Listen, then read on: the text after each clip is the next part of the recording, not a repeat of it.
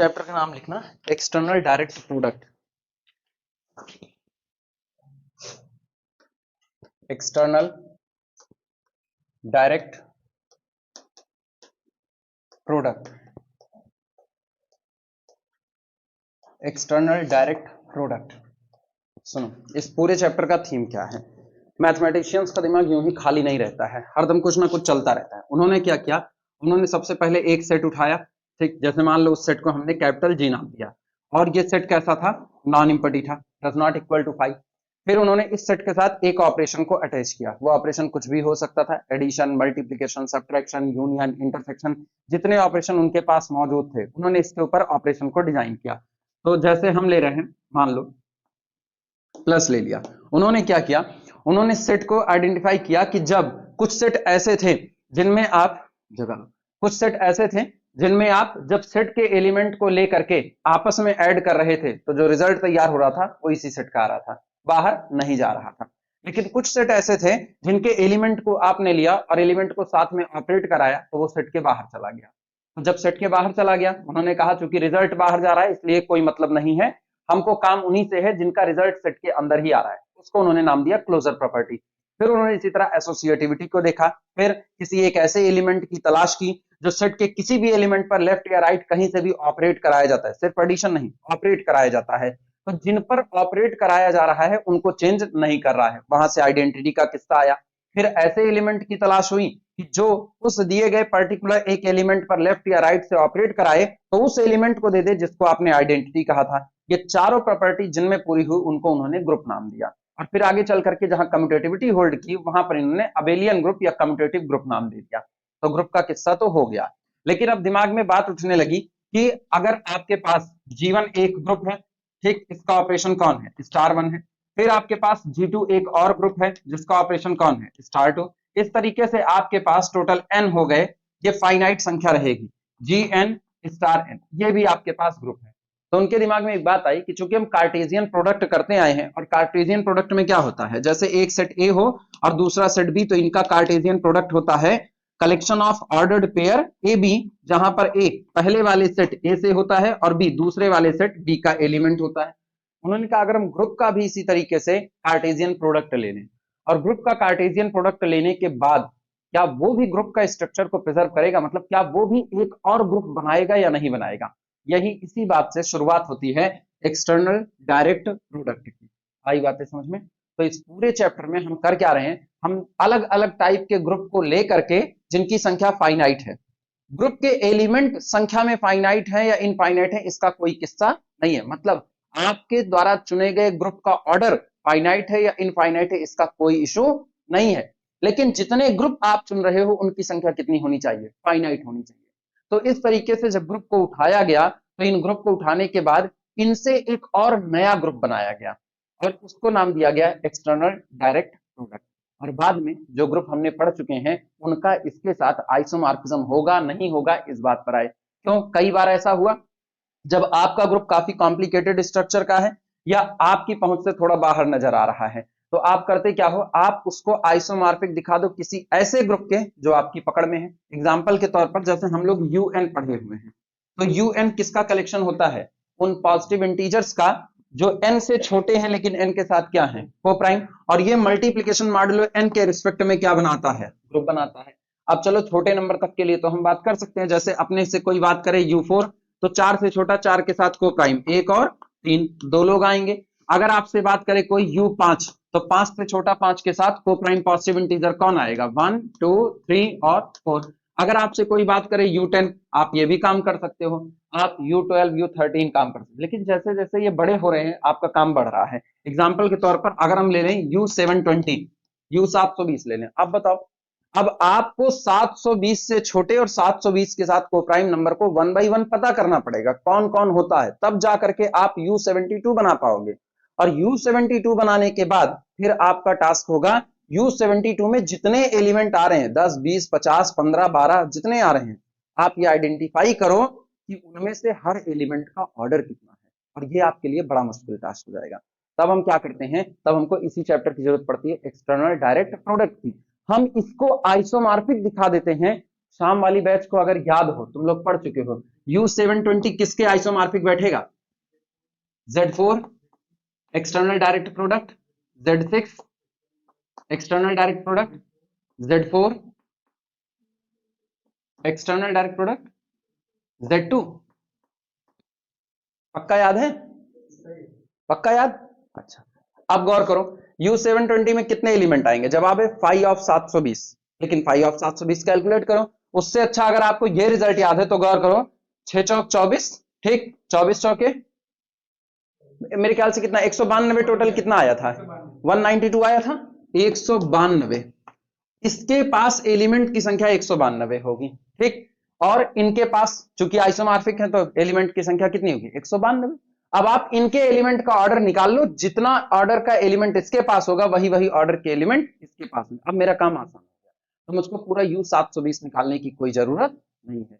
इसीलिए ये चैप्टर हमारे लिए काफी ज्यादा इंपॉर्टेंट हो जाता है, क्योंकि हम हार्ड स्ट्रक्चर को सॉफ्ट स्ट्रक्चर में आइसोमॉर्फिज्म से कन्वर्ट कर लेते हैं। आई बातें समझ में? शुरुआत करते हैं एक्सटर्नल डायरेक्ट प्रोडक्ट की।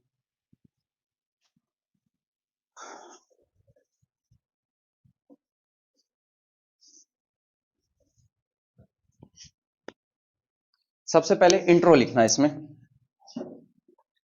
इंट्रो लिखो। In this chapter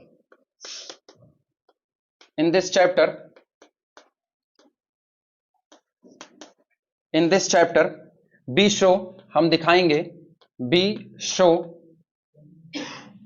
how to piece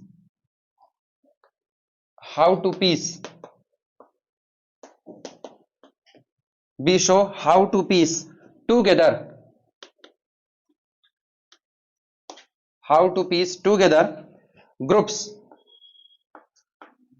groups to make larger group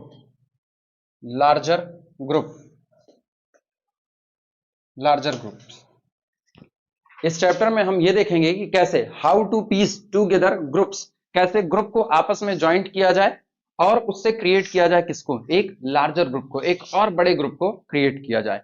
अब इसमें लिखना डिफिनेशन, हेडिंग डाल देना एक्सटर्नल डायरेक्ट प्रोडक्ट।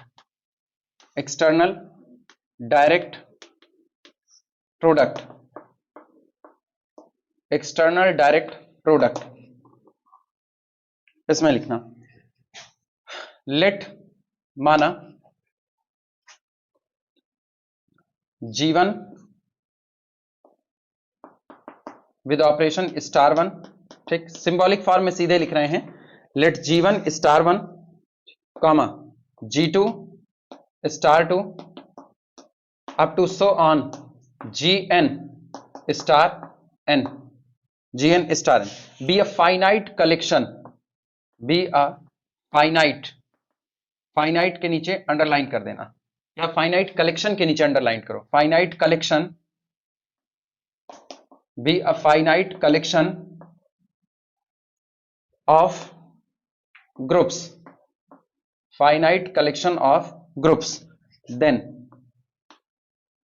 देन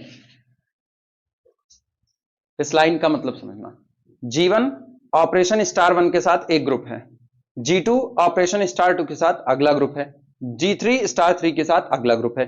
अब G1 G2 G3 so on GN ये आपस में बराबर भी हो सकते हैं, ये आपस में अलग अलग हो सकते हैं, इनमें से कोई दो या इनमें से कुछ आपस में बराबर और कुछ आपस में डिफरेंट हो सकते हैं। यहां पर ऐसा कोई रोक टोक नहीं है कि आप एक ग्रुप को रिपीट करके बार बार नहीं ले सकते हो। आई बातें समझ में? आप एक ही ग्रुप को चाहे जितनी बार ले सकते हो। हाँ, जो लिस्ट आप ग्रुप की तैयार कर रहे हो वो लिस्ट आपकी कैसी होनी चाहिए? फाइनाइट।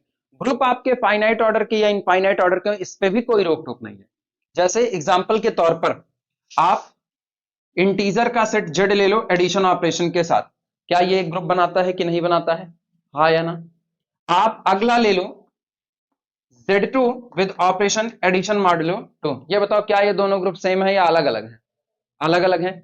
हालांकि दोनों साइक्लिक हैं, लेकिन एक इनफाइनाइट ऑर्डर का साइक्लिक है और एक फाइनाइट ऑर्डर का साइक्लिक है। इसके बाद आप अगला ग्रुप ले लो U5, हाँ या ना? तुम गौर करो, तीनों के ऑपरेशन अलग है, तीनों ग्रुप अलग है। इसका ऑपरेशन कौन सा? एडिशन। इसका ऑपरेशन एडिशन मॉडुलो 2 और इसका ऑपरेशन मल्टीप्लिकेशन मॉडुलो 5। तीन ग्रुप आपने ले लिए। अब ये बताओ इन तीनों ग्रुप में क्या तीन के तीनों ग्रुप फाइनाइट ऑर्डर के हैं? क्या तीन के तीनों ग्रुप फाइनाइट ऑर्डर के हैं? नहीं। पहला ग्रुप इसमें किस ऑर्डर का है? इनफाइनाइट ऑर्डर का। जबकि बाकी के दोनों कैसे हैं? फाइनाइट ऑर्डर के हैं। तो आप ऐसे भी ग्रुप चुन सकते हो। आप ये कर सकते हो कि आप Z2 एडिशन मॉडुलो 2 एक ग्रुप ये ले लो, फिर Z2 एडिशन मॉडुलो 2 के साथ फिर इसी को ले लो, और तीसरा वाला आप ले लो Z6 विद एडिशन मॉडुलो 6। अब की बार गौर करो, मैंने दो ग्रुप कैसे रखे हैं? सेम। और तीसरा वाला कैसा रखा है? डिफरेंट। आप चाहो तीनों को सेम। तो ये सारे के सारे ग्रुप आपस में बराबर हो सकते हैं, इनमें से कुछ बराबर और कुछ डिफरेंट हो सकते हैं, कोई रोक टोक नहीं है। लेकिन जो लिस्ट आप ग्रुप की चुन रहे हो वो लिस्ट कैसी होनी चाहिए? फाइनाइट होनी चाहिए। मैंने टोटल पहली बार में कितने लिए हैं? 3। दूसरी बार में कितने लिए? 3। आप चाहे इसको डिलीट कर दो तो आपने केवल कितने लिए हैं? 2। आप ये नहीं कर सकते हो कि ग्रुप की पूरी एक लाइन बनाते हुए चले गए और कह दिए मैंने इनफाइनाइट ग्रुप को सेलेक्ट कर लिया। ग्रुप का ऑर्डर जो आप चुन रहे हो उस ऑर्डर के ऊपर कोई रोक टोक नहीं है। मैंने दूसरी बार वाले में सारे ऑर्डर कैसे चुने हैं? फाइनाइट। जबकि पहली बार वाले में दो ऑर्डर कैसे चुने हैं? फाइनाइट। और एक कैसा चुना है? इनफाइनाइट। ये बातें समझ में आ रही हैं? तो लिखा गया है, माना G1 स्टार 1 ऑपरेशन के साथ एक ग्रुप, G2 स्टार 2 ऑपरेशन के साथ अगला group, Gn star n operation के साथ अगला ग्रुप है। लेकिन ये कलेक्शन कैसा है? फाइनाइट कलेक्शन है। किसका? ग्रुप्स का। क्लियर हुआ?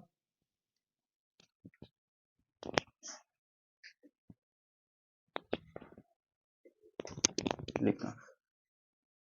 देन G1 ऐसे प्लस लिख करके घेरे में बंद कर देना। G2 पढ़ा इसको जाता है external direct product. G1 external direct product, G2 external direct product, G3 up to so on external direct product. Gn is nothing, it is the collection of, कितने ग्रुप आपने लिए हैं टोटल? n। तो ये n टपल का collection बनेगा। अगर 3 group लोगे तो ट्रिपलेट का कलेक्शन बनेगा, 4 लोगे तो 4 टपल का बनेगा, n ले रहे हो तो n टपल का। लेकिन n टपल कैसे होंगे वो सुनना। G1 G2 up to so on Gn such that ये ऐसा है कि Gi जो आपका होगा वो बिलोंग करेगा किससे? ग्रुप Gi से। और I वेरी करेगा 1 से लेकर के कहां तक? n तक। मींस ये जो आप n टपल बना रहे हो, इस n टपल में हर मेंबर करस्पॉन्डिंग ग्रुप से उसी ऑर्डर में लिया जाएगा। पहला ग्रुप कौन है? तो टपल में पहला एलिमेंट कौन होगा? G1 का होगा। क्लियर हुआ? टपल का दूसरा ग्रुप कौन, सॉरी दूसरा एलिमेंट कौन है? G2। तो ये दूसरे ग्रुप G2 का मेंबर होगा। तीसरा एलिमेंट कौन? G3। वो आपके तीसरे ग्रुप G3 का मेंबर होगा। तो लास्ट वाले ग्रुप Gn का मेंबर होगा। क्लियर हुआ? नोट करो। जो लोग नहीं लिखे हैं वो लोग, जो लोग लिखे हैं उनको दोबारा लिखने की जरूरत नहीं है।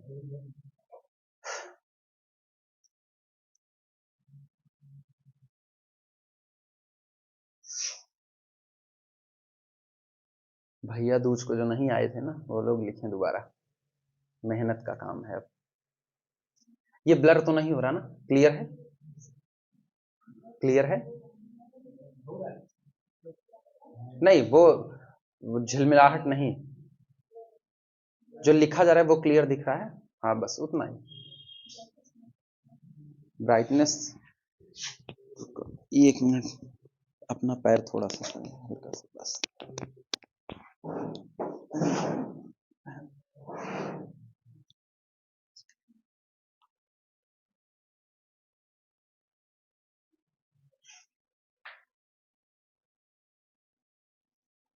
हो गया मेरे ख्याल से।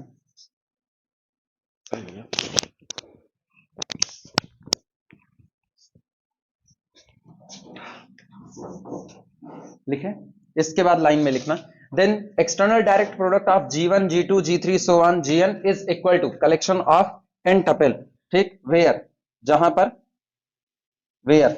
अब इस पे ऑपरेशन डिफाइन कर रहे हैं। चूंकि आपने किया क्या है, आपने पूरे के पूरे n टपल को इसी ऑर्डर में बनाया हुआ है, यानी हर एलिमेंट पर्टिकुलर किसी ना किसी ग्रुप से लिया जा रहा है। अब अगर इनको भी आपको ग्रुप बनाना है तो तय बात है क्लोजर प्रॉपर्टी होल्ड होनी चाहिए। यानी आप 2 n टपल को उठाओ, 2 n टपल को आपस में ऑपरेट कराओ, तो जो रिजल्ट आना चाहिए वो भी इसी दिए गए सेट का आना चाहिए। हाँ या ना? यानी आपके द्वारा ऑपरेट कराने के बाद आपने एक टपल ये चुना, एक n टपल और चुनो, विजुलाइज करो इस चीज को, बाद में लिखेंगे। एक टपल आपने चुना G1 G2 G3 so on Gn। अब आप अगला विजुलाइज करो, इसके ठीक नीचे आप हाइपोथेटिकली इमेजिन करो G1 dash G2 dash G3 dash so on Gn dash. तो G1 डैश किसका मेंबर है? पहले ग्रुप G1 का, G2 डैश G2 का, और लास्ट वाला जीएन डैश जीएन का। क्लियर हुआ?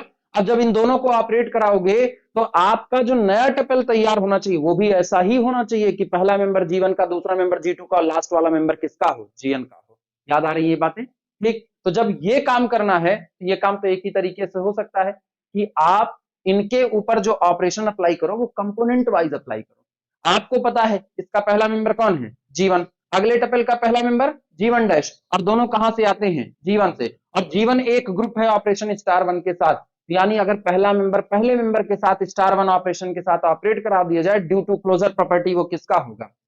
G1 का। इसी तरीके से दूसरा मेंबर G2 और G2 डैश किसके हैं? हाँ या ना? और ये ग्रुप है किसके रिस्पेक्ट में? स्टार 2 के। यानी अगर G2 डैश के साथ इस ऑपरेशन के साथ अटैच हो जाए तो इसका मतलब यह होगा कि वो भी नया मेंबर किसका होगा? G2 का। यानी अगर आप एलिमेंट को करस्पॉन्डेंसी पर ऑपरेट कराओ और ऑपरेशन आप उसी ग्रुप का लो जिस करस्पॉन्डेंस से एलिमेंट आए हैं, तो आपका जो नया टपल बनेगा वो भी वापस इसी सेट का आएगा कि नहीं आएगा? ये बातें समझ में आ रही? इसी को कहा जाता है कि यहां पर कोई स्पेशल ऑपरेशन नहीं होगा, बल्कि अब यहां पर ऑपरेशन को नाम दे दिया जाएगा कि हम यहां ऑपरेशन एडॉप्ट करेंगे कंपोनेंट वाइज ऑपरेशन। आई बातें समझ में? कंपोनेंट वाइज, पहला कंपोनेंट पहले के साथ अटैच होगा, दूसरा कंपोनेंट दूसरे के साथ, तीसरा कंपोनेंट तीसरे के साथ और nth कंपोनेंट nth कंपोनेंट के साथ अटैच होगा। आप ये नहीं कर सकते हो कि पहले कंपोनेंट को तीसरे के साथ या दूसरे को पहले के साथ अटैच कर दो। क्लियर हुई ये बातें? लिखना। वेयर दो कंपोनेंट, हम दो टपल चुन रहे हैं। Where for G1 G2 up to so on Gn, पहला चुन लिया मैंने, और इसी तरीके से G1 dash G2 dash up to so on Gn dash belong to G external direct product of G1 G2 G3 so on Gn। ठीक, अब इनको आपस में ऑपरेट कराएंगे।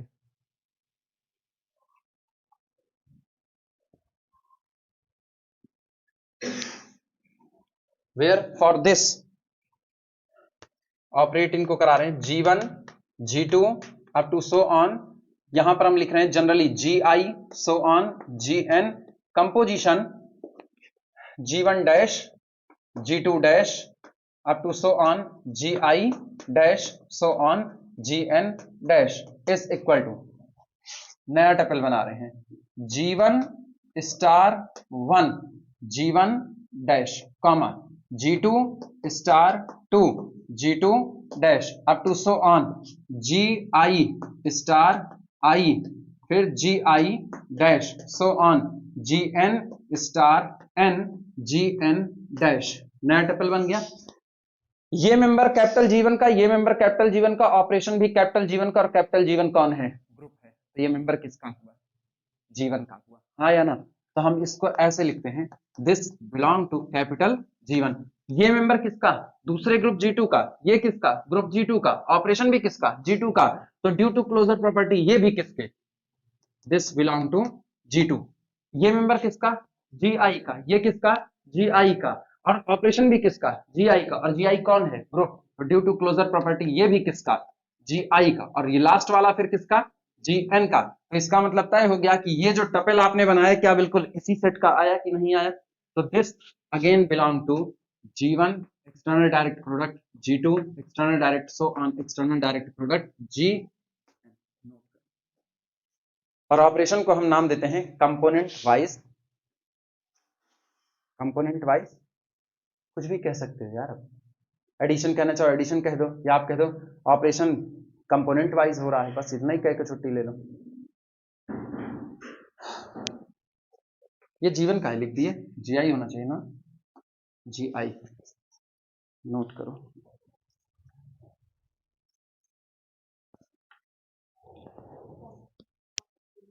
कहां पर कुछ गड़बड़ की है क्या?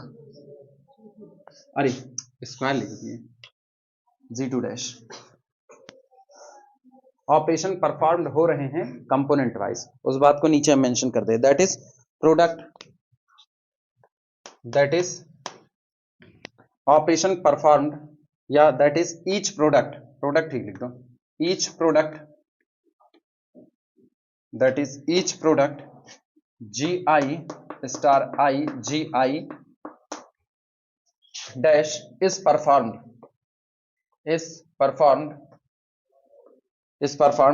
with the operation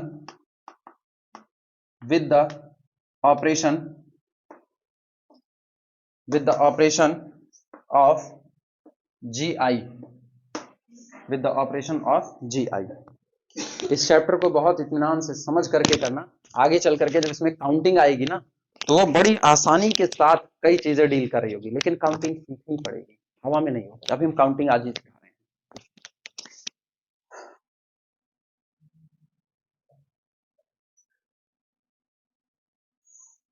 अभी हम लोग जो काम कर रहे हैं ना, बढ़ई गिरी वाला काम है ये। बढ़ई में क्या होता है, यही तो होता है। अगर कोई लकड़ी का सामान है, कहीं कुछ एक आध हिस्सा खराब हो गया तो काट करके निकाल करके बना करके वहां नया हिस्सा अटैच कर दिया जाता है। हम लोग वही काम कर रहे हैं। पूरा चैप्टर पढ़ डाले, खत्म भी कर डाले, पहला लेक्चर बना नहीं, अब बीच में काट करके पहला लेक्चर अटैच कर देंगे। तो अभी हम सारे लोग ना बढ़ई हैं।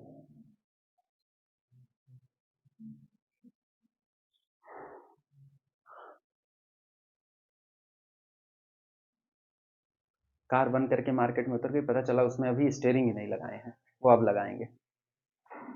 स्टीयरिंग के बगैर कहाँ चल पाएंगे। मैथ वाले इसीलिए कहते हैं ना, आधे झक्की होते, कुछ भी कर सकते हैं।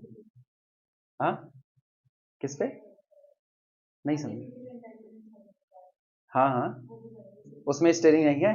एआई वाले में स्टीयरिंग नहीं है, पक्का एक हाथ मारेंगे उसमें निश्चित तौर पे। अच्छा, ये सही है। अब एआई आया ना, अब देखना ये जो किडनैपर हैं ये अपने आप को खूब अच्छे से मॉडिफाइड करेंगे।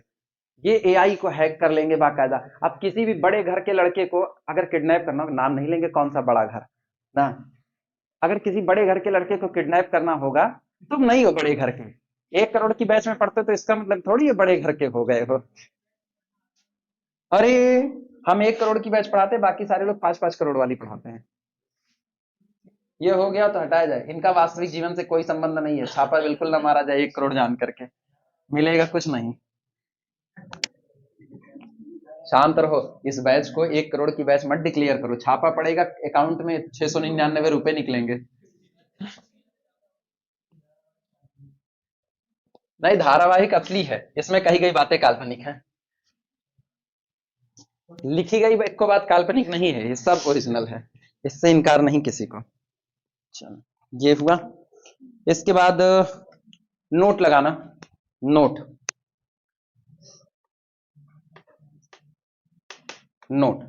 If each GI is finite, if each GI is finite, if each GI is finite, then अगर आपने जितने भी ग्रुप चुने हैं वो सारे के सारे ग्रुप कैसे हो गए, फाइनाइट हो गए। अब ये बताओ, अगर सारे ग्रुप फाइनाइट हैं तो सामने वाला एक सवाल तुरंत पूछ लेगा। वो कहेगा कि ये बताओ, जब आपने ग्रुप ही फाइनाइट चुना और इनका एक्सटर्नल डायरेक्ट प्रोडक्ट किया, तो अभी मैंने ये साबित नहीं किया है कि एक्सटर्नल डायरेक्ट प्रोडक्ट जो आप बना रहे हो वो भी ग्रुप है। ऐसी अभी कोई बात नहीं लिखी है, हाँ या ना? अभी मैंने केवल एक्सटर्नल डायरेक्ट प्रोडक्ट को डिफाइंड किया है कि होता क्या है, ग्रुप अभी तक नहीं कहा। तो एक सेट तो बन गया।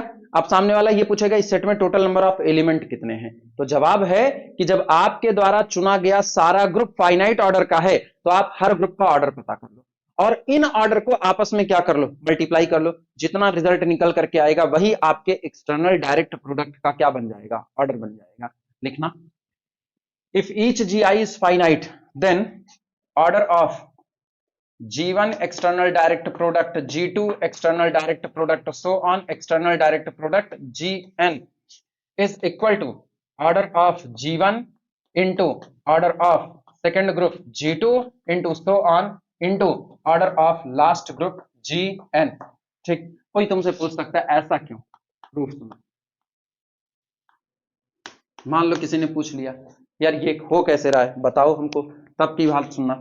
लेट, माना ऑर्डर ऑफ G1, यार ऑर्डर को चाहे ऐसे ना बगल बगल लाइन खींच के दिखा दो, चाहे ओ लिख करके दिखा दो, दोनों चलता है। Let order of G1 is equal to L1, comma order of G2 is equal to L2 up to so on order of Gn is equal to Ln। ये मैंने लिखा। Then for G1 comma G2, अब ये बताओ जब आप इनका external direct product तैयार करोगे तो वो कितने का कलेक्शन होगा, एन टपल लोगों का कलेक्शन होगा। तो G1 G2 G3 up to so on Gn, for G1 G2 G3 so on this belong to G1 external direct product G2 external direct product so on external direct product Gn। इसके अंदर जितने लोग मौजूद होंगे, सारे लोग ध्यान से देखना, पीछे वाले लोग, इसके अंदर जितने लोग मौजूद होंगे वो सब एन टपल टाइप में होंगे। तो आप जितने एन टपल बना सकते हो उतने ही इसके पास एलिमेंट होंगे कि नहीं होंगे। अब ये बताओ पहले ग्रुप का ऑर्डर कितना है, L1, मतलब इसके पास टोटल कितने एलिमेंट हैं, L1। तो ये पहली जगह कितने तरीके से भरी जा सकती है, L1 तरीके से, आया ना। दूसरे वाले ग्रुप के पास कितने लोग हैं, तो यानी दूसरी जगह कितने तरीके से भरी जा सकती है, L2 तरीके से। तीसरी जगह कितने तरीके से, L3, और लास्ट वाली जगह कितने तरीके से, Ln तरीके से, हाँ या ना। और आपको ये सारी जगह एक साथ भरनी है। पहले काम को करने का m तरीका, दूसरे काम को करने का n तरीका, तो दोनों काम को एक साथ करने का तरीका m इंटू n। तो ये बताओ इस पूरे टपल को इकट्ठे तैयार करने का तरीका L1 into L2 into L3 so on into Ln, यानी order of G1 into order of G2 into order of G3 into order of Gn। बन गया कि नहीं बन गया। Then for this element G1 has L1 choices, फिर G2 has L2 choices, so on, इस तरीके से Gn has Ln choices। इसका मतलब क्या हुआ, this implies that G1 comma G2 comma so on comma Gn can be created by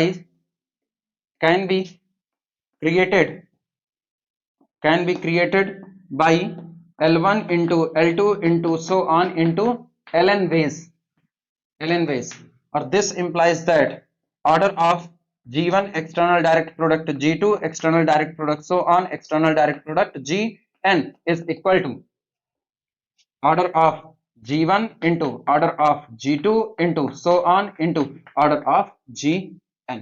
proof हो गया, नोट कर लो। अब जहां तक मुझको याद है ये प्रूफ शायद मैंने दोनों बैचेस में नहीं कराया है, ना तुम में ना उनमें।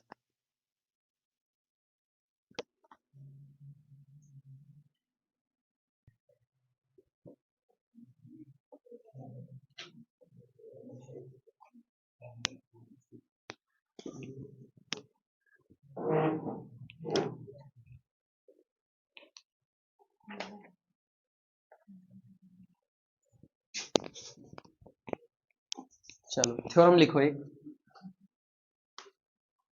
Theorem. If G1 comma star 1 G2 comma star 2 are groups then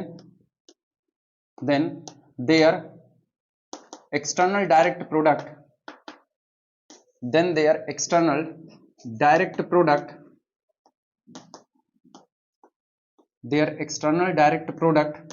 G1 external direct product G2 is also a group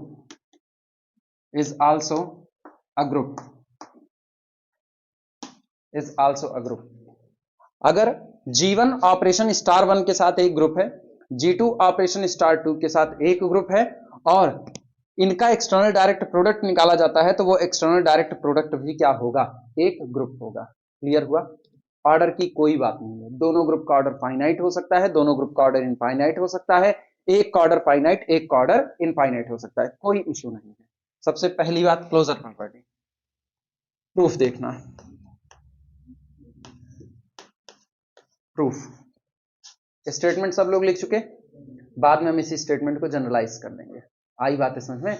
अगर हम जनरलाइजेशन स्टेटमेंट लिख दें तो मुझको एन ग्रुप के साथ बाकायदा प्रूफ कराना पड़ेगा, वो ऑलरेडी हम करा चुके हैं, तब हम दो के साथ करा के उसी बात को हम क्या कर देंगे, जनरलाइज। इसमें कंस्ट्रक्शंस देखते रहना, जैसे कंस्ट्रक्शन इसका होगा वैसे ही कंस्ट्रक्शन तब होगा जब आप टोटल कितने ग्रुप ले रहे होगे, 10 ग्रुप ले रहे होगे। ठीक, सबसे पहला काम है G1 external direct product G2 को बनाओ। देखना, G1 external direct product G2 is nothing, it is the collection of ordered pair A comma B such that A belong to G1 और B belong to G2। Clear हुआ? और operation कैसा होगा? Operation होगा component wise and operation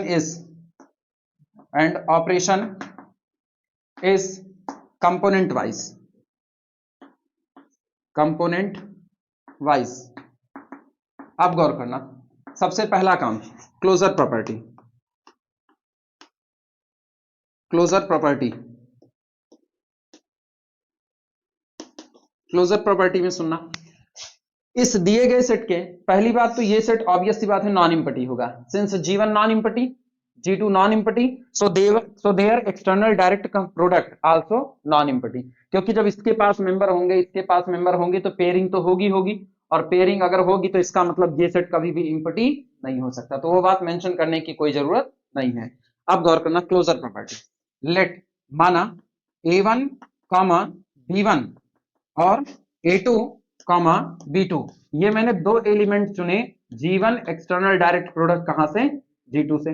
अब इनको आपस में ऑपरेट कराओ, तो A1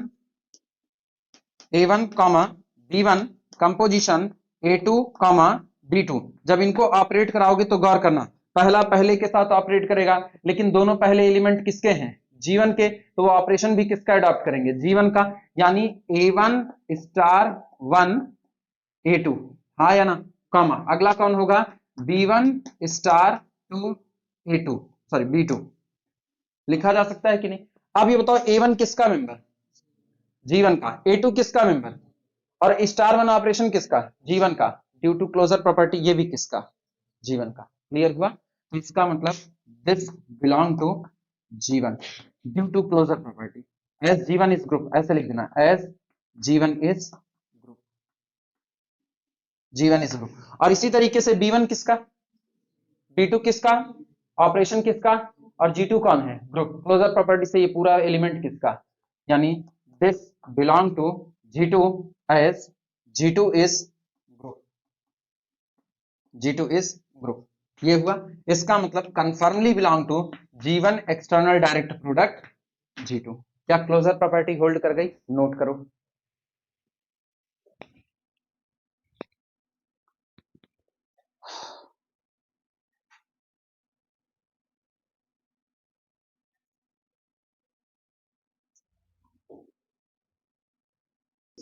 क्लोजर हो गया, अब बारी किसकी? एसोसिएटिविटी की। लिखना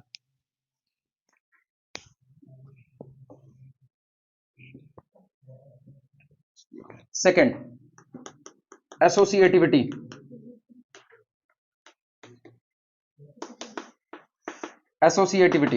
इसमें देखना, एसोसिएटिविटी में लेट माना A1 B1, फिर A2, ये सुनो, ये ना A1 B1 A2 B2 ना, ये थोड़ा मुश्किल पड़ रहा है क्योंकि ऑपरेशन भी स्टार 1 स्टार 2 कर रहे हैं ना, तो ये कुछ नंबर हटाओ, ABCDEFG ये कर दो, उसमें से निकले पंडित A B C D E F belong to G1 external direct product G2, ये आते हैं।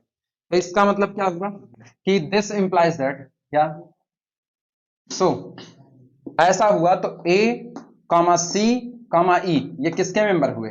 G1 के, और B D F किसके मेंबर हुए? G2 के, हाँ या ना? अब ऑपरेशन अप्लाई करो, AB और इन दोनों को एक साथ ला रहे हैं, CD कंपोजिशन EF, इनको एक साथ लाओ। ये अपने लोग इसको क्या लिख सकते हैं? बाहर AB को पड़ा रहने दो, ठीक, ब्रैकेट के अंदर का हाल देखना, कंपोजिशन C किसके साथ होगा? E के साथ, तो C स्टार 1 E लिखा जा सकता है कि नहीं? अच्छा, इसके बाद फिर कॉमा, अब D किसके साथ होगा?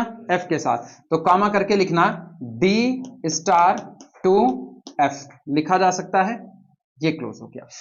अब अंदर में एक ऑर्डर्ड पेयर, गौर करना, अंदर में एक ऑर्डर्ड पेयर और एक ऑर्डर्ड पेयर बाहर, अब इनको इस पर ऑपरेट कराओ, दो ऑर्डर्ड पेयर आपस में ऑपरेट कर रहे हैं, तो रिजल्ट में क्या आएगा? A स्टार 1 फिर कितना? C स्टार 1 E,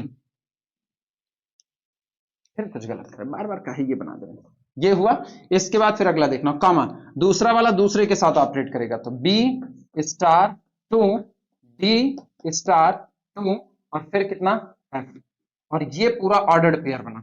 गौर करना, ये ऑर्डर्ड पेयर के लिए साइन बनाए हैं, तो एक एलिमेंट ये और एक एलिमेंट ये। लेकिन हम जरा, ये एलिमेंट किसका, जीवन का, और जीवन कौन है, ग्रुप, तो स्टार वन ऑपरेशन के लिए एसोसिएटिविटी होल्ड करेगी कि नहीं करेगी। यहां पर बोलो ये किसका, तो स्टार टू ऑपरेशन के लिए ये एसोसिएटिविटी होल्ड करेगी कि नहीं करेगी। यानी अब आप बिना कुछ सोचे समझे इसको लिख सकते हो, this can be written as A star one C star one E, इन दोनों को कर दो किसके, एक साथ, ठीक, और कॉमा, इनको क्या करोगे, बी स्टार टू डी और फिर स्टार टू एफ लिखा जा सकता है। Since G1 and G2 are groups, associativity hold component wise, हाँ या ना। Since G1 and G2 are group implies associativity hold component wise।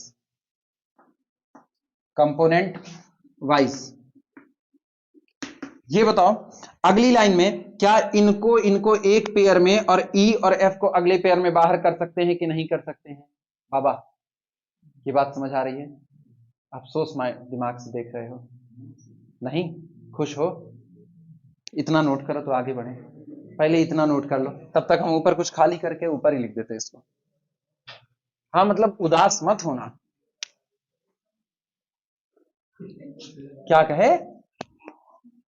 क्या कहे तुम Sharma ji, this is equal to, जान लो दुनिया तुमको जान जाएगी ना, ऐसे ना, वैसे हम इतने फेमस नहीं है दुनिया जाने, लेकिन हाँ फिर भी थोड़े तो है ही हैं।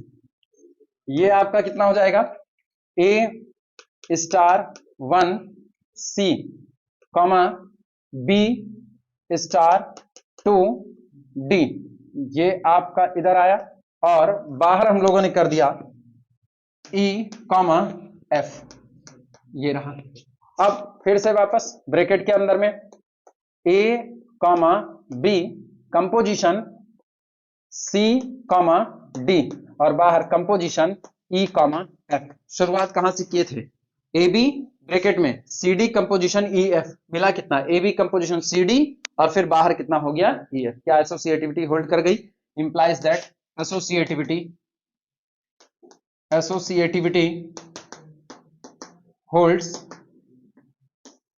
holds in G1 external direct product G2। नोट करो, दो बचे, आइडेंटिटी का एग्जिस्टेंस और इनवर्स का एग्जिस्टेंस।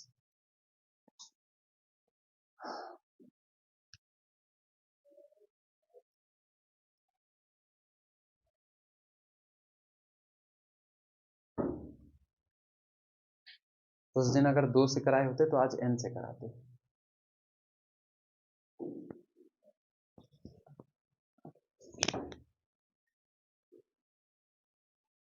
इसका एक प्रूफ और दिमाग में, उसमें ना मेरे को ये सब कुछ नहीं लिखना पड़ेगा, हम सारी बातें कंपोनेंट वाइज बता करके ना शब्दों में कह देंगे। जो भी सिंबॉलिकली खेल रहे हैं ये सिंबॉलिकली खेलेंगे नहीं, सब शब्दों में कहेंगे, जैसे कथा कही जाती है वैसे ही।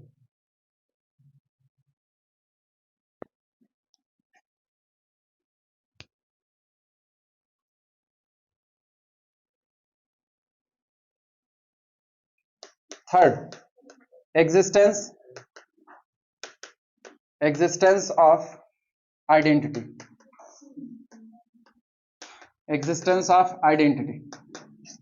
अब आइडेंटिटी के एग्जिस्टेंस पे सुनो, सबसे पहला काम हम ये करते हैं कि फॉर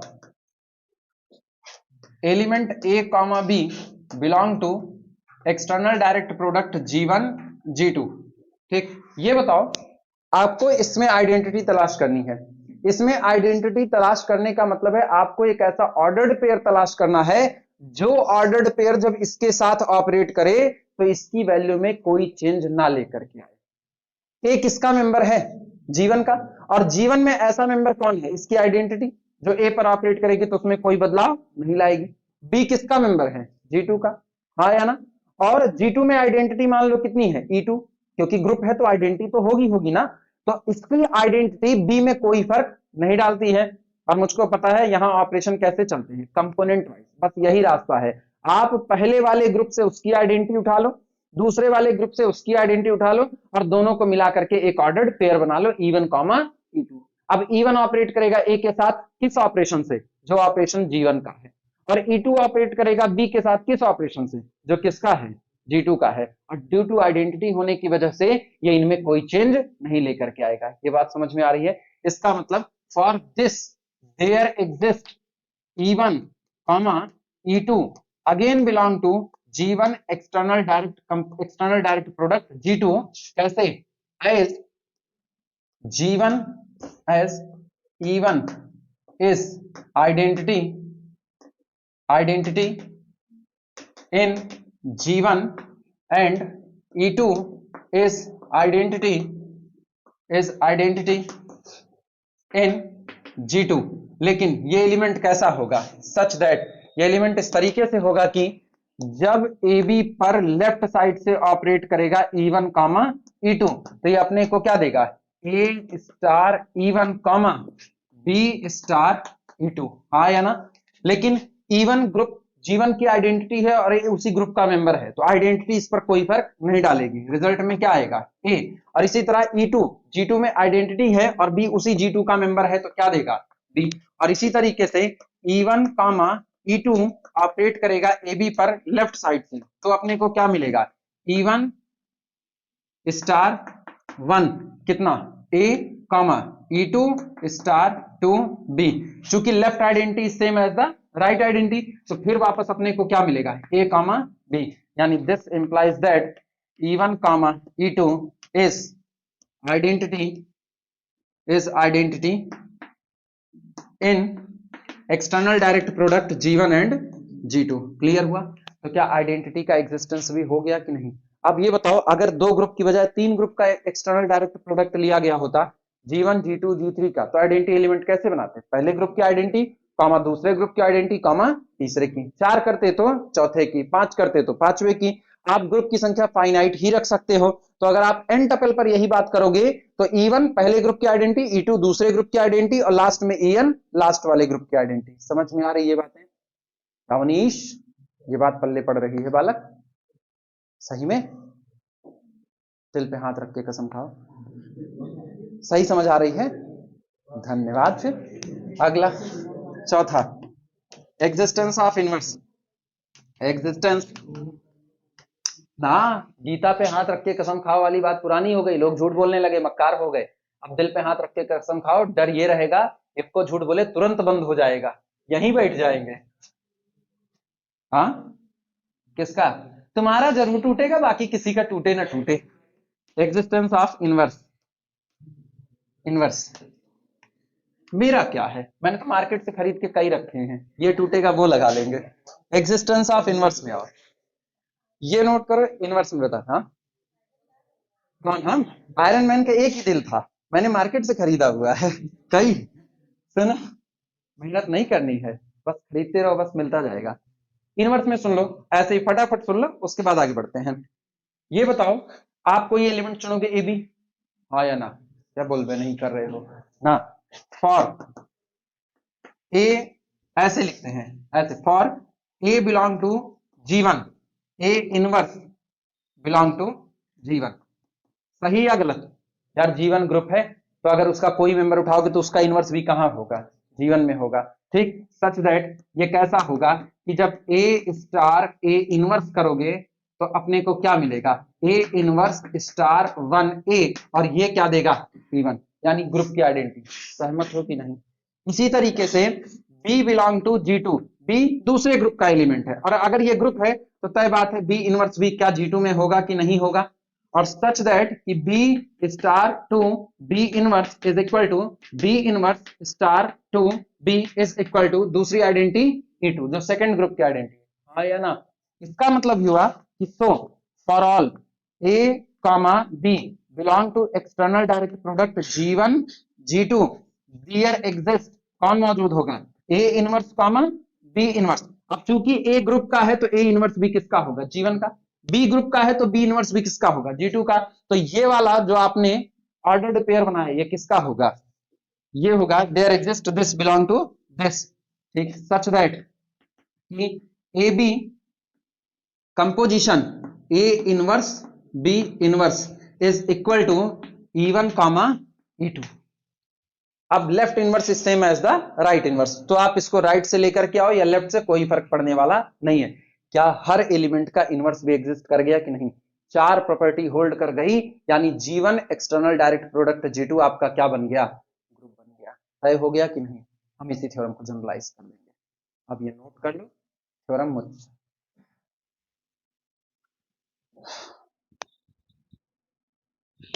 सुनो, ये बताओ क्लोजर होल्ड कर गया, एसोसिएटिविटी हो गई, आइडेंटिटी आ गई, इनवर्स का एग्जिस्टेंस हो गया, चारों प्रॉपर्टी हो गई। जब चारों प्रॉपर्टी हो गई तो इसका मतलब ये हुआ कि अगर आप दो ग्रुप उठाते हो और दो ग्रुप का एक्सटर्नल डायरेक्ट प्रोडक्ट निकालते हो तो वो एक्सटर्नल डायरेक्ट प्रोडक्ट क्या बनाता है? ग्रुप बनाता है। और ऑपरेशन कैसा लेता है? कंपोनेंट वाइज लेता है। लिखना, hence hence G1 external direct product G2 is a group, is a group. अब लिखना generalisation,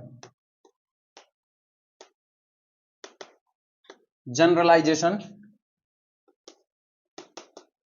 of above theorem, generalization of above theorem. ऊपर जो आपने थ्योरम लिखी इस थ्योरम का जनरलाइजेशन, इफ यदि G1 with operation star 1 comma G2 with operation star 2 up to so on Gn with operation star n be a finite collection of group, be a finite collection,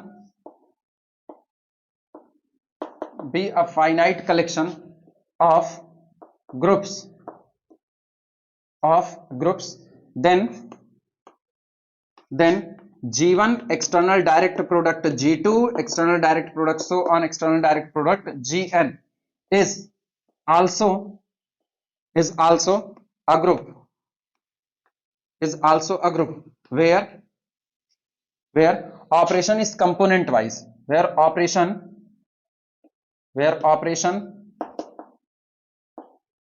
is component wise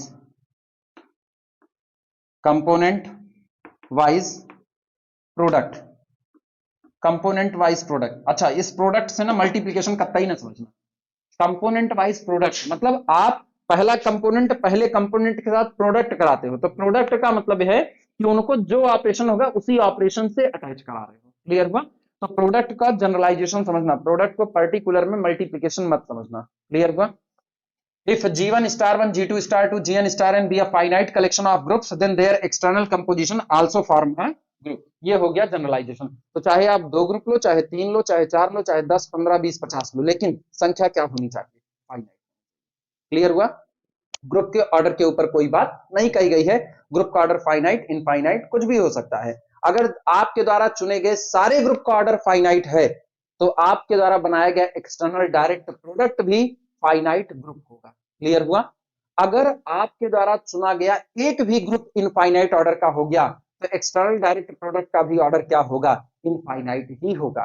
ये याद रखना, जैसे कहा जाता है ना कि पूरे दूध को खराब करने के लिए केवल जहर की एक बूंद काफी है, वैसे ही यहां पर क्राइटेरिया होल्ड हो रहा है कि अगर आपने 2 लाख ग्रुप का कलेक्शन लिया और उस पूरे 2 लाख के ग्रुप में एक ग्रुप का ऑर्डर भी अगर इनफाइनाइट हो गया तो आपके एक्सटर्नल डायरेक्ट प्रोडक्ट का ऑर्डर भी कितना होगा? इनफाइनाइट होगा। क्लियर हुई ये बातें? नोट करो।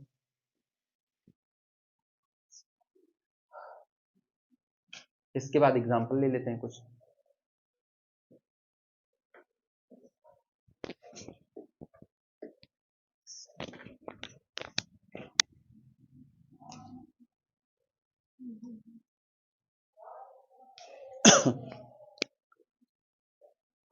अब 2-4 एग्जांपल देख लेते हैं फिर आगे चलते हैं।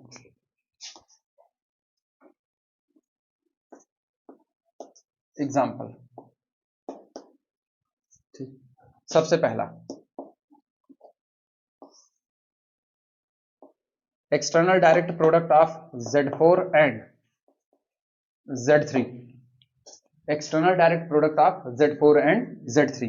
ठीक, इसमें गौर करना, अब चूंकि ये हमने साबित कर दिया है कि आपका जो वेयर बच गया, वेयर Z4 ये आपका ग्रुप है किसके रिस्पेक्ट में, एडिशन मॉडुलो 4 के रिस्पेक्ट में, और Z3 आपका ग्रुप है किसके रिस्पेक्ट में, एडिशन मॉडुलो 3 के रिस्पेक्ट में, आर ग्रुप्स, ठीक, इज अ ग्रुप। इसको प्रूफ करने की अब हमको जरूरत नहीं है, हाँ या ना? क्या ये बात साबित करने की यहां पर जरूरत है कि इन दोनों का एक्सटर्नल डायरेक्ट प्रोडक्ट भी ग्रुप बनाएगा? क्यों नहीं है? क्योंकि आपने बगल में किया हुआ है। जीवन को आपने कहा जीवन भी है ग्रुप, क्या मैंने जीवन को कोई पर्टिकुलर ग्रुप चुना? नहीं चुना।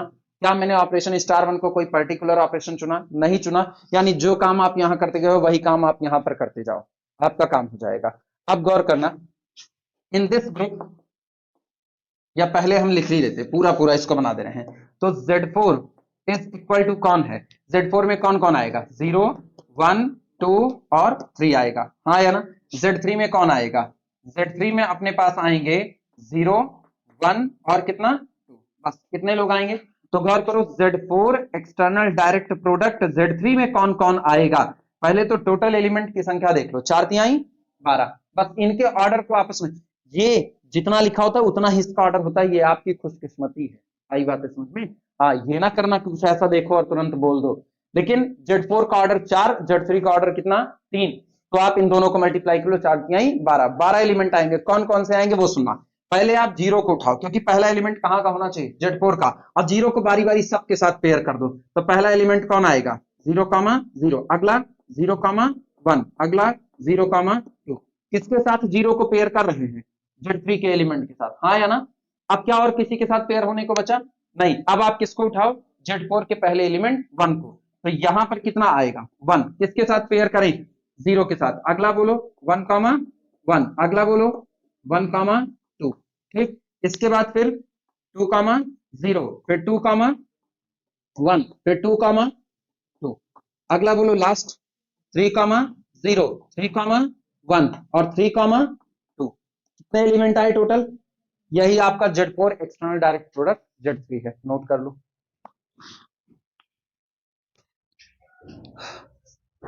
अब तुमको इसी में किसी भी रैंडम एलिमेंट का इनवर्स निकालना बता देंगे। हो सकता है एग्जाम में तुमको 1 नंबर में कोई सवाल देख दिया जाए कि ऐसे एक ग्रुप लिख दे और कहे इस ग्रुप में फला एलिमेंट का इनवर्स बताइए।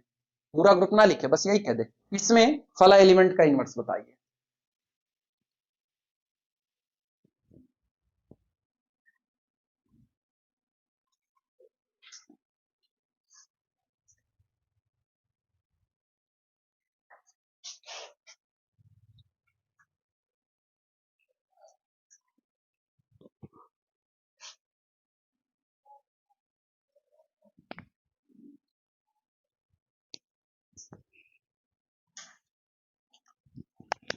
Problem, find inverse of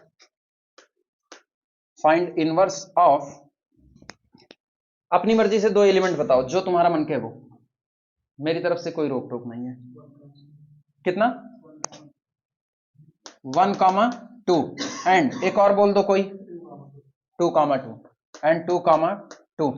find the inverse of these 2 element in Z4 external direct product Z3। यही काम अपने को करना। आपसे पूछा जा रहा है इस दिए गए ग्रुप में ये जो 2 एलिमेंट आ रहे हैं, इन दोनों एलिमेंट का इनवर्स कौन होगा? आप वो इनवर्स बताइए। जवाब बहुत आसान है, जो एलिमेंट जिस ग्रुप का आ रहा है उस एलिमेंट का इनवर्स उसी ग्रुप में खोज लो। क्लियर हुआ? जैसे ये बताओ 1 किसका है? Z4 का, तो Z4 में 1 का इनवर्स निकाल लो। और 2 किसका है? Z3 का, तो Z3 में 2 का इनवर्स निकाल लो। और ऐसे ही एक ऑर्डर्ड पेयर बना लो जिसका पहला मेंबर 1 का इनवर्स हो और दूसरा मेंबर 2 का, वो इसका 1, 2 का इनवर्स हो जाएगा। क्लियर हुआ कि नहीं? अब गौर करो कैसे सॉल्व करेंगे, सॉल्यूशन देखना। सॉल्यूशन 1 इनवर्स इन, चुनते हैं पहले इस तरह, 1, 2 का इनवर्स इज इक्वल टू, तुमको बहुत आसानी से सिखा रहे हैं कैसे। अगर 1, 2 का इनवर्स मांगे तो आप ऐसे लिखना 1 इनवर्स इन किसमें Z4 कॉमा इसके बाद 2 इनवर्स इन Z3। हाँ या ना।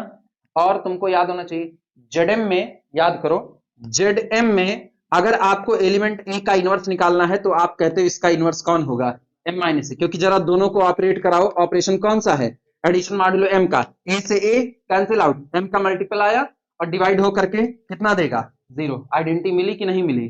तो ये बताओ 1 इनवर्स इन Z4 में क्या होगा, 4 माइनस 1, क्लियर हुआ। और 2 इनवर्स इन Z3 में क्या होगा 3 माइनस 2, यानी दिस इज इक्वल टू कितना 4 माइनस 1 3 और 3 माइनस 2 क्या 3 1 है, यहां पर 3 1 है, हाँ या ना, ये रहा। तो 1 2 का इनवर्स कौन होगा 3 1 होगा। किसी को कोई तकलीफ, इस तरीके से सॉल्व हो जाएगा, एक काम हुआ। अब ऐसे दूसरा वाला तुम लोग ऐसे बोलते जाओ, सेकंड वाला कैसे लिखें, 2 2 इनवर्स इज इक्वल टू क्या लिखें 2 इनवर्स इन Z4। ठीक, अगला बोलो 2 इनवर्स इन Z3, ये लिखा। बोलो क्या लिखें यहां पर 4 माइनस 2, यहां क्या लिखें 3 माइनस 2, रिजल्ट कितना आएगा 2 कामा 1। तो इसका मतलब हुआ 1 2 का इनवर्स 3 1 होगा और 2 2 का इनवर्स 2 1 होगा। क्लियर हुआ कि नहीं, नोट कर लो, आसान है, ये नहीं करवाए थे, हाँ या ना।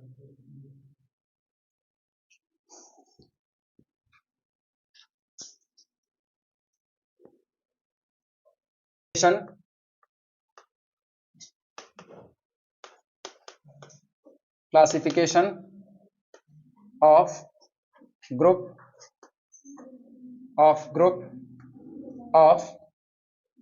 Order, groups of order 4।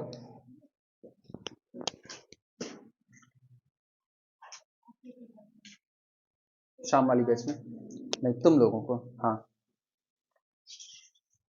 Classification of groups of order 4। दुनिया में 4 ऑर्डर के एक ही ग्रुप होते हैं कि एक से ज्यादा होते हैं, 4 ऑर्डर के ग्रुप कितने होते हैं, एक से ज्यादा यार। अरे यार Z4 हो गया, फोर्थ रूट ऑफ यूनिटी हो गया, प्लेन 4 ग्रुप हो गया, हाँ या ना, ऐसे बहुत सारे होंगे 4 ऑर्डर वाले। तो अब हम लोग कर क्या रहे हैं, हम लोग इनका बंटवारा कर रहे हैं। एक्चुअली हमको एक बात पता है, 1 ऑर्डर का ग्रुप जो होता है वो अबेलियन होता है, साइक्लिक होता है। 2 चूंकि प्राइम है तो 2 ऑर्डर का ग्रुप भी क्या होता है, साइक्लिक होता है।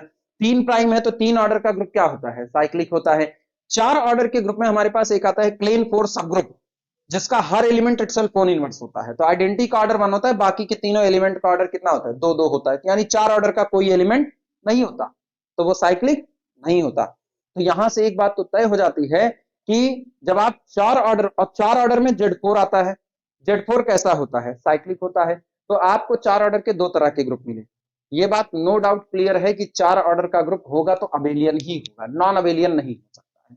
तो अब सवाल ये उठता है कि अगर 4 ऑर्डर के सारे ग्रुप अबेलियन ही होते हैं तो अबेलियन में भी एक कैटेगरी इससे भी ऊपर की है साइक्लिक की, कि अगर कोई साइक्लिक है तो अबेलियन होगा, लेकिन अबेलियन है तो साइक्लिक हो ये कोई जरूरी नहीं है। और यही बंटवारा तय हो जाता है कि आपके पास 4 ऑर्डर के 2 तरह के ग्रुप आएंगे, एक वो जो कि साइक्लिक होंगे और एक वो जो साइक्लिक नहीं, सिर्फ और सिर्फ क्या होंगे अबेलियन होंगे। तो हमको यही बंटवारा करना है। अब अगर ऐसा हुआ ना तो आपके ये 4 ऑर्डर वाले जो ग्रुप हैं ये 2 परिवार बना लेंगे, एक परिवार Z4 के आइसोमॉर्फिक होगा और दूसरा परिवार किसी और के आइसोमॉर्फिक होगा। वो किसी और कौन है वो बात की बात करेंगे, कौन है वो D4। D4 में भैया कितने एलिमेंट आते हैं, 8 एलिमेंट आते हैं, किसके आइसोमॉर्फिक होगा, गड़बड़ा रहे हो तुम लोग, 4 ऑर्डर का जो, हाँ Z2 external direct product Z2 के आइसोमॉर्फिक होगा। आई बात है, Z2 external direct product Z2 का ऑर्डर कितना होगा 2 दूना 4। तो 4 ऑर्डर के जो आपके ग्रुप आएंगे ना वो 2 लोगों के आइसोमॉर्फिक होंगे, अगर वो साइक्लिक हैं तो वो Z4 के आइसोमॉर्फिक होंगे, लेकिन अगर वो केवल अबेलियन है साइक्लिक नहीं है तो वो external direct product Z2 with Z2 इसके क्या हो जाएंगे आइसोमॉर्फिक हो जाएंगे। यही बात अपने को करनी है, भाई वो भूल रहे हो। हाँ, स्टेटमेंट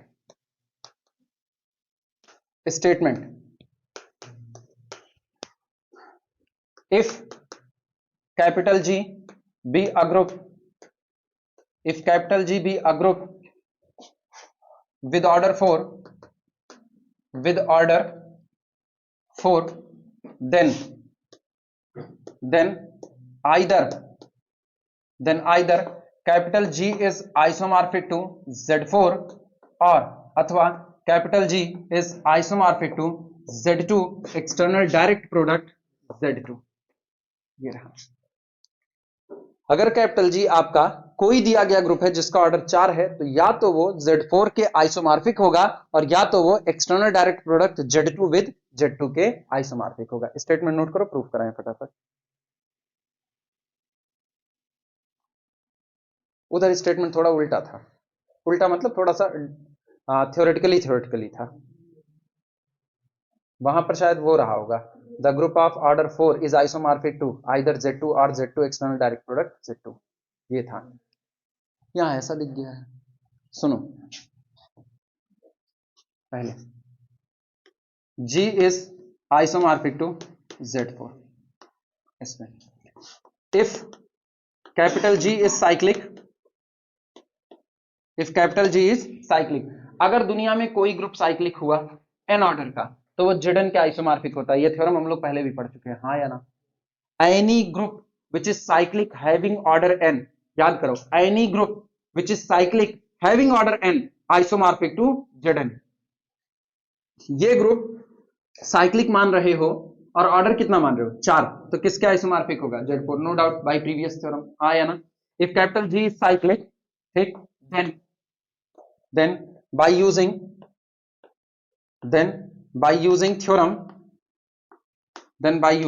theorem, अब थ्योरम कौन सी है वो सुनना।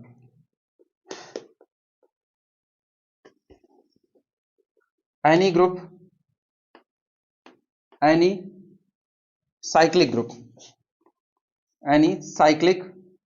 group of order n is isomorphic to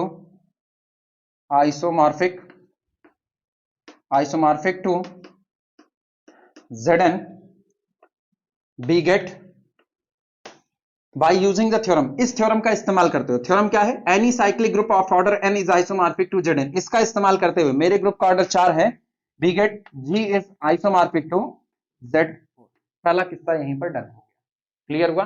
अब हम मानते हैं G इज, मान नहीं रहे, ये दिखाने चल रहे हैं, G is isomorphic to Z2 external direct product Z2। अब ये दिखाने चल रहे हैं, let G is non cyclic, let G is non cyclic,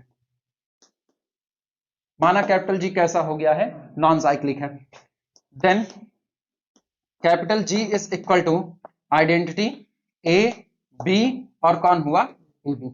क्या कैपिटल G इस तरीके से होगा, वेयर, जहां पर where order of E is equal to 1, order of A बराबर ऑर्डर ऑफ B बराबर ऑर्डर ऑफ AB बराबर कितना 2, इसके अलावा तो ऑर्डर हो नहीं सकता, ठीक। now define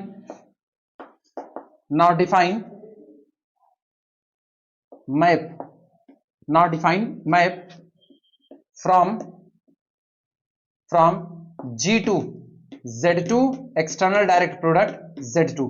और ये बताओ, ये सेट अगर आप लिखना चाहो तो ये सेट एक्चुअल में है Z2 external direct product Z2, यहां पर लिख दे रहे हैं Z2 external direct product Z2 is equal to, यहां से 0 यहां से 0 कौन आया 0 0, यहां से 0 यहां से 1 0 1, क्लियर हुआ। अब यहां से 1 यहां से 0 1 0, और फिर यहां से 1 यहां से 1 कितना आया 1। सहमत हो कि नहीं, क्लियर हुआ। अब now we define a map from G to Z2 external direct product Z2 as, कैसे डिफाइन कर रहे हैं, E मैप ऑन किस पर 0 0, ठीक। इसके बाद A को किस पर मैप करें 0 1 पर, क्यों, इस आइसोमॉर्फिज्म दिखाना है, ठीक। तो ऑब्वियस सी बात है। अच्छा पता है, ये कोई बहुत जरूरी नहीं है कि आप A को 0 1 पर, आप A को 1 0 पर भी कर दो, तब पर भी ये बात सही जाएगी। इसके बाद B को कहां पर मैप करें 1 0 पर, और फिर आखिरी कौन बचा AB को कहां मैप करें 1 1 पर मैप करें। ये बताओ, 4 एलिमेंट इधर 4 इधर, क्या 1 1 है कि नहीं, फाइनाइट सेट पर 1 1 का मतलब आंटो, वैसे भी दिख ही रहा है आंटो है, ऑपरेशन प्रिजर्विंग और दिखाना है, बस काम मेरा हो गया, क्लियर हुआ। We can easily prove that this mapping is operation preserving. Clear हुआ? नोट कर लो फटाफट जो लोग नहीं लिखे हैं। तुम बताओ क्या चुने जनरली?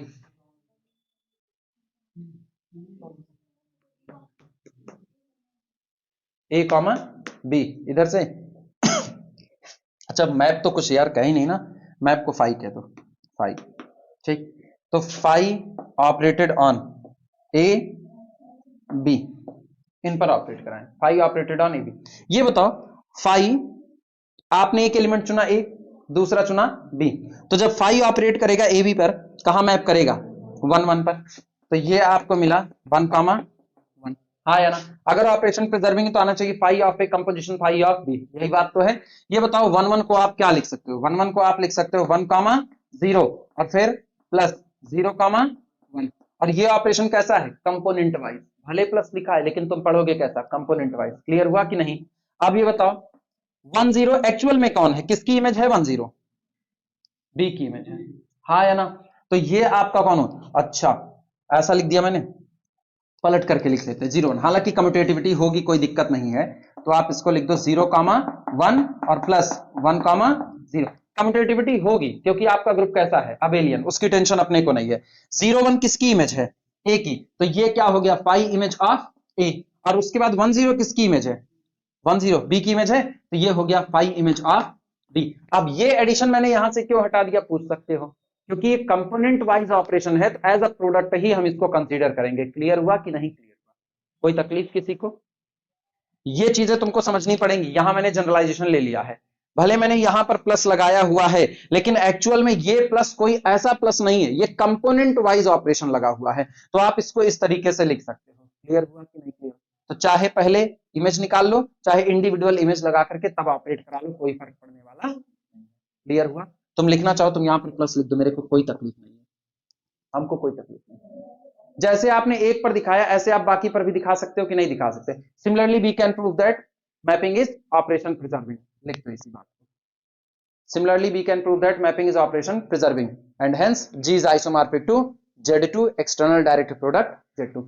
तो इस दुनिया में 4 ऑर्डर के ग्रुप केवल 2 परिवार में बढ़ते हैं बस। एक परिवार जो साइक्लिक होगा तो Z4 के आइसोमॉर्फिक होगा, और दूसरा परिवार जो इनके आइसोमॉर्फिक होगा। क्लियर है? और वो परिवार कभी भी साइक्लिक नहीं हो सकता। इसके अलावा 4 ऑर्डर का ग्रुप कोई भी तीसरे परिवार में शामिल नहीं हो सकता। कोई दिक्कत किसी को?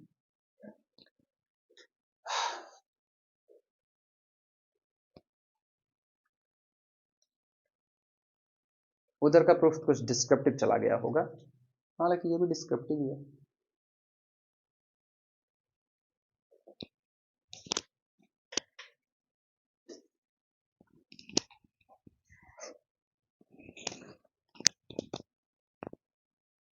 है ऑर्डर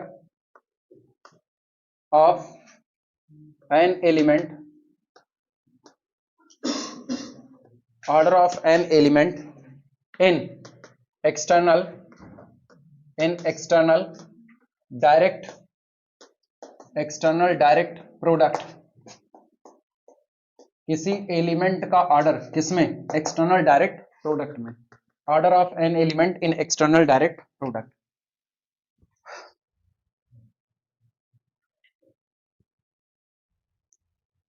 आप एक्सटर्नल डायरेक्ट प्रोडक्ट बनाओ, उसमें कोई एक एलिमेंट ले लो और आपसे उसका ऑर्डर मांग लिया जाए, तो कुछ नहीं करना। एक्सटर्नल डायरेक्ट प्रोडक्ट को लिखने के दौरान आप एलिमेंट को एक पर्टिकुलर क्रम में लिखे हुए, एक पर्टिकुलर ऑर्डर में, हर एलिमेंट का उसी ग्रुप में ऑर्डर निकाल करके उनका आपस में क्या ले लो? एलसीएम। काम आपका बन जाएगा। यानी स्टेटमेंट में लिखना, स्टेटमेंट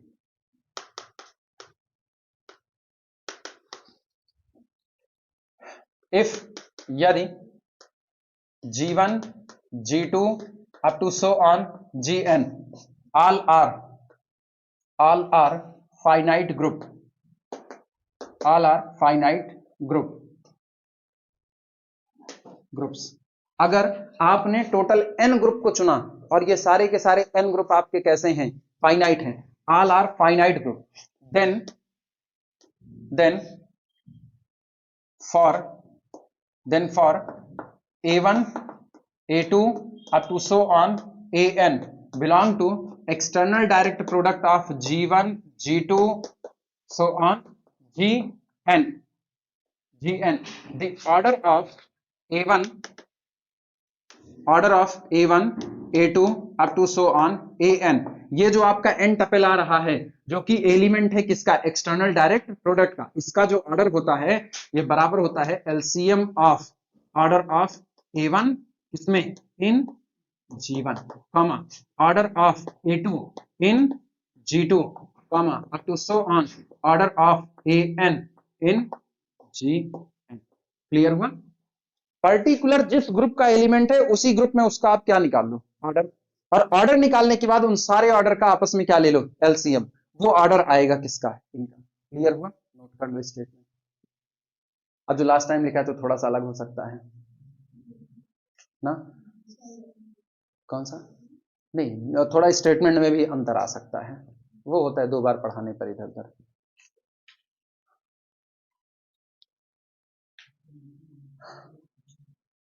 जहां तक हमको याद है शायद ये नहीं लिखे थे, वो नहीं लिखे हुए थे, अंडरस्टूड था वो,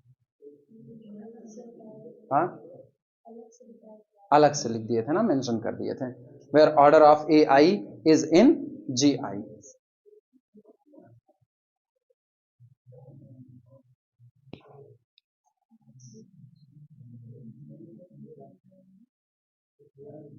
हो गया? तुरंत एक न्यूमेरिकल उठाएंगे, बस बात बराबर हो जाएगी यहीं पर। सब लोग लिख चुके हो तो बताना।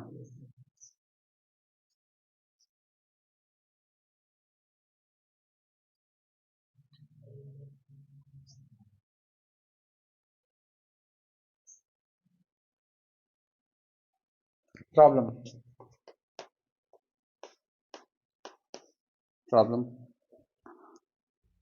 फाइंड ऑर्डर ऑफ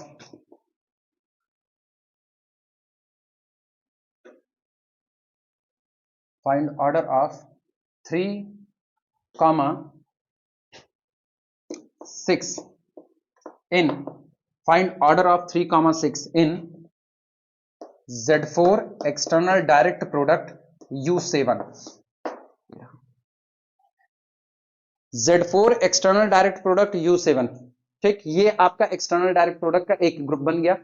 इस ग्रुप में एक एलिमेंट हो गया 3, 6। क्यों हुआ? क्योंकि 3 मेंबर किसका है, Z4 का, और 6 मेंबर किसका है, U7 का, क्योंकि 6 और 7 आपस में कैसे हैं, को प्राइम है। तो आपको इस एलिमेंट का ऑर्डर निकालना है इस दिए गए ग्रुप के अंदर में। क्लियर हुआ कि नहीं? अब ये कैसे होगा वो सुनो। सॉल्यूशन में आप लिखना the order of 3,6 is equal to LCM of order of 3 in Z4, ठीक, comma order of 6 in U7, ये आप निकाल लो LCM।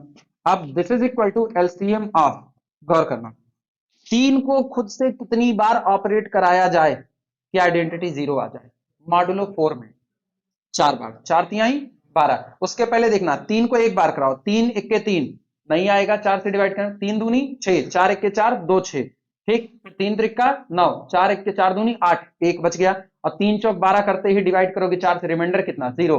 तो 3 को खुद से 4 बार ऑपरेट कराने पर कितना आ गया, आइडेंटिटी, तो 3 का ऑर्डर 4 Z4 में कितना हो गया, 4 हो गया। तो यहां पर कितना लिख दिया, 4। और गौर करो 7 के ठीक पहले अगर तुमको याद हो तो UN में ऑब्वियस सी बात है n-1 तो आएगा, और इस n-1 का ऑर्डर कितना होता है, 2 होता है। n-1 का ऑर्डर कितना होगा, 2 होगा। जिनको तब कितना, नहीं इधर गौर करो, 6 36 और 7 से डिवाइड लगाओ, 7 5 35, रिमाइंडर कितना बचा, 1। इसका ऑर्डर हमेशा 2। ये अब याद करो, ऐसे ही कुछ चीजें ना जनरली याद रखो। U7 में अगर आप 6 को चुनते हो तो वो 7 के साथ को प्राइम होगा, सही बात है, और उसका ऑर्डर 2 होगा। आप U8 की बात करो, U8 में कौन आएगा, 7 आएगा, U8 में कौन आएगा, 7, और 7 8 के साथ कैसा है, को प्राइम है, तभी तो आया है। और 7 7 49 49, और 8 6 48 48, रिमाइंडर कितना बचा, 1 बचा। तो 7 का ऑर्डर कितना हो जाएगा, 2, किसमें, U8 में। अब आप सुनो U9 की बात करो, U9 में 8 और 9 आपस में को प्राइम है, तो 8 आएगा, 8 9 64, 64 और 9 से डिवाइड लगाओ, 9 से 63, 63 1 आया कि नहीं, 7 बार जाएगा। अरे सीबीएसई बोर्ड वालों को दिक्कत हो रही होगी ना। 9 इंटू 7 कितना आएगा 63, और अपने पास कितना है 64 है, तो रिमाइंडर एक बचा कि नहीं बचा। अब आप सुनो, आप U10 सोचो, U10 में 9 आएगा कि नहीं आएगा, 9 और 10 आपस में को प्राइम है, और 9 इंटू 9 81, और 10 8 80, रिमाइंडर एक बचा कि नहीं बचा वापस। अच्छा इसके बाद फिर आप आगे बढ़ो, आप U11 में आओ, U11 में आओगे तो क्या उसमें 10 आ रहा है कि नहीं आ रहा है, 11 में 121, 11 इंटू 11 121, भूल गए। और 121 को आप 10 से डिवाइड लगाओ तो 120 पूरा पूरा कट गया, रिमाइंडर एक बचा। हर बार ऐसा होगा जब आप यूएन को बनाओगे तो n-1 उसमें आएगा, और ये इसके साथ कोप्राइम है, और इसका ऑर्डर हमेशा कितना बैठेगा, याद आया कि नहीं।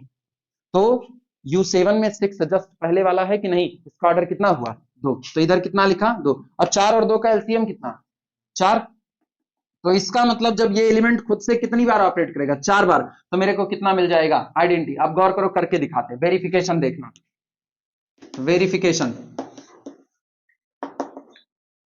वेरिफिकेशन सुनो, 4 टाइम्स 3,4 टाइम्स कर दिया, लेकिन अब गौर करना, इधर सारे लोग ध्यान दो, सारे लोग कैसे ऑपरेट कराओगे, 3 4 को खुद से कितनी बार ऑपरेट करा 4 बार, 4 को अंदर भेजो, आप लिखोगे 4 इंटू 3, कौन सा, अच्छा सॉरी 3,6 है, ठीक सुनो, 4 इंटू 3, अब मॉडुलो कितना 4, क्योंकि आप काम किसमें कर रहे हो Z4 में, हाँ या ना। अच्छा फिर गौर करना, अब 6 इंटू 4 यानी 4 इंटू 6, और यहां पर मॉडुलो कितना 7, क्योंकि आप काम किसमें कर रहे हो U7 का ऑपरेशन कौन होता है मल्टीप्लीकेशन मॉडुलो 7। क्लियर हुआ, जिनको ऐसे तकलीफ आ रही है ये देखने में वो लोग इधर सुने,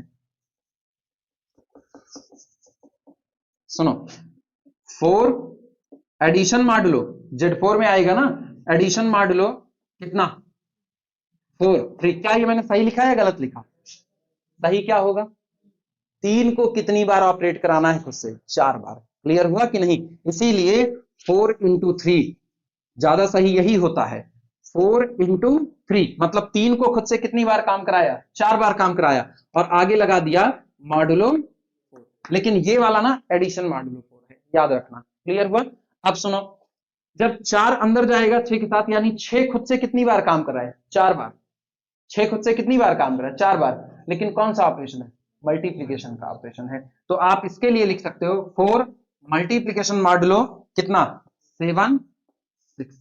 क्लियर हुआ कि नहीं, अब गौर करना, ये आएगा 4 तिहाई 12, और 4 से डिवाइड होकर के रिमाइंडर कितना 0, और 6 चौक 24, हाँ या ना 24,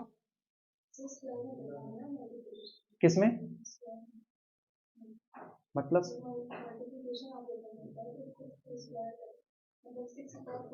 हाँ अच्छा हाँ सॉरी हम ही गलत कर रहे हैं, अरे भारी मिस्टेक है ना, बार बार वही चीज दोहरा रहे हैं, वो तो सेम इधर वाली हो गई ना। 6 खुद से कितनी बार काम करेगा 4 बार, तो ये होगा 6 टू दी पावर 4, और यहां पर मॉडुलो कितना चढ़ेगा मॉडुलो 7 चढ़ेगा। क्लियर हुआ, नोट करो, हाँ 1 मिनट, ये कितना हुआ 0, और इसका बोलो इसका कितना आएगा, इसका 1, जिनको तकलीफ है वो सुने और 2 स्टेप में काम करें। 6 की पावर 2 पहले कर लो, 6 36, ठीक, और 36 में आप डिवाइड लगा दो किससे 7 से डिवाइड लगा दो, जो रिमाइंडर बचे उसमें फिर 36 का मल्टीप्लाई कर लो, पावर 4 है ना, इधर गौर करो, 6 multiplication modulo 7 6 multiplication modulo 7 6 multiplication modulo 7 6, ये काम करना है, और जब सॉल्व करोगे तो आपको रिमाइंडर कितना मिल जाएगा 1 मिलेगा। आई बातें समझ में, तो यही काम कर लो, इतना लिख करके इसी पर छोड़ दो। अब ये आइडेंटिटी है कि नहीं है ये बताओ पहले, ये आइडेंटिटी है भाई, ये आइडेंटिटी Z4 की, और ये आइडेंटिटी किसकी है U7 की, तो ये आइडेंटिटी है Z4 एक्सटर्नल डायरेक्ट प्रोडक्ट किसकी U7 की। क्लियर हुआ, बस इतने पर इसको रोक दो, अब हम बराबर पर आ गए।